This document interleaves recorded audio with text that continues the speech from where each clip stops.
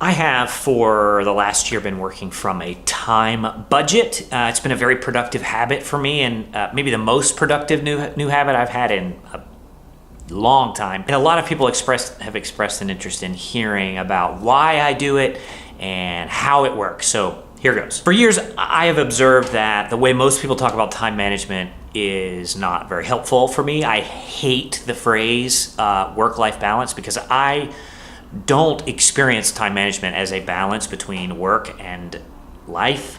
I experience it a lot more like multiple competing demands on a single finite resource with some degree of variance between expectation and reality. It's not a beam with two offsetting loads balanced on a fulcrum. It is a top spinning on a point. So I've always thought that budget would be a more effective way to maximize the usage of that resource. Like anything with a budget, it's only useful if you have a mechanism to track progress against it. So last year, I decided to get serious about this. In the week between Christmas and New Year's, I identified 20 ways that I spend my time. These are like expense accounts or categories, and then I multiplied 365 days by 24 hours to get 8,760 hours available to me and everybody else in 1 year.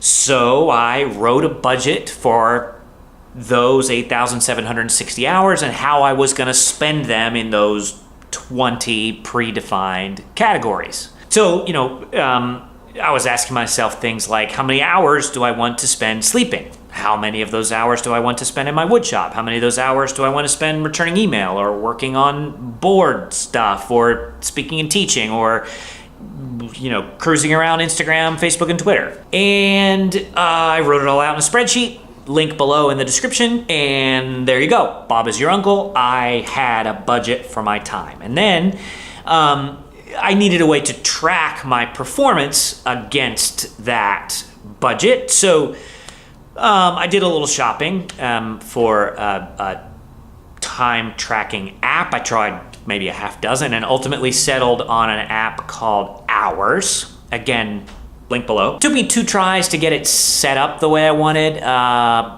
Like any piece of software, you have to get familiar with it before it becomes helpful. I wasn't going to use all the fields and features in it, so I had to figure out the best ones to use to accomplish what I wanted. And then I resolved to track every minute of my day in 15-minute increments against those 20 predefined categories. And once a quarter, roughly on the first day of each quarter, I exported a report from my time tracking app and compared that against the original budget and then made any necessary adjustments to my schedule. Time budgeting and tracking has been really good for me. There's been a lot of benefits to it, but there's 4 specific benefits that come to mind. First of all, it causes me to monotask more often. There's a huge and growing body of research that indicates people are most productive and most relaxed when they are doing one thing at a time. Some people would go so far as to say that multitasking isn't really a thing. You can't actually multitask, you just rapidly switch between tasks, and then you pay a much higher price in the cost of switching between one activity and another. And I knew all that, but I still take a little bit of pride in my ability to quickly switch between tasks, to multitask.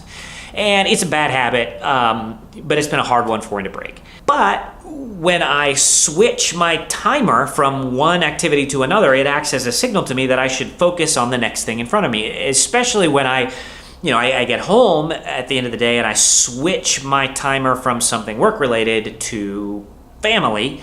That becomes a sort of micro ritual that signals I'm done for the day and it is time to be with my family and relax.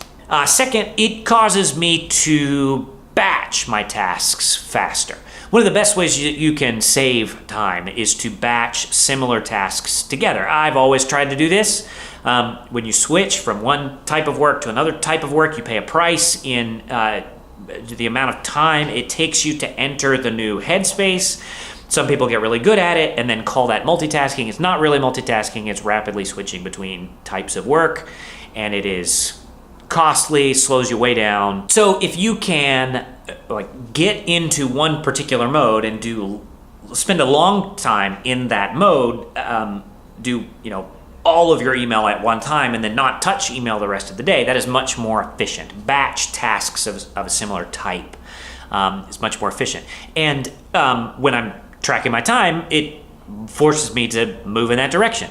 More precisely, tracking your time, the timer itself doesn't make you do anything, but it does nudge me in the direction that I know I should be trending. Third, it's made me more aware of seasonal variance. There's some wild variation between how I spend my time in one season versus another. For example, I just finished a stretch 34 days long in which I was only home for dinner 10 times. So 34 days, just a little more than a month, and 24 of 34 evenings I was out. And I didn't really do a good job taking corresponding time off in the mornings during that stretch either. So that means, I start at 7, so I was in the office at 7 and then wasn't done until 8 or 9, 24 out of 34 days in a row.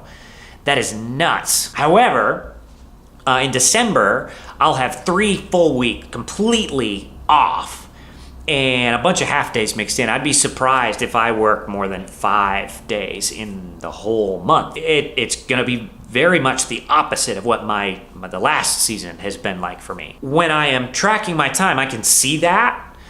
When I'm not tracking it, I tend to I'll get out of a super busy season and I will course correct to normal rather than having a slow, alternating busy and slow seasons. I'll alternate busy and normal seasons. But tracking my time makes me more aware of what's actually going on so that I can take corresponding time off in a more rational way, I guess. And finally, it's caused me to realize that I need to sleep more than I thought I did.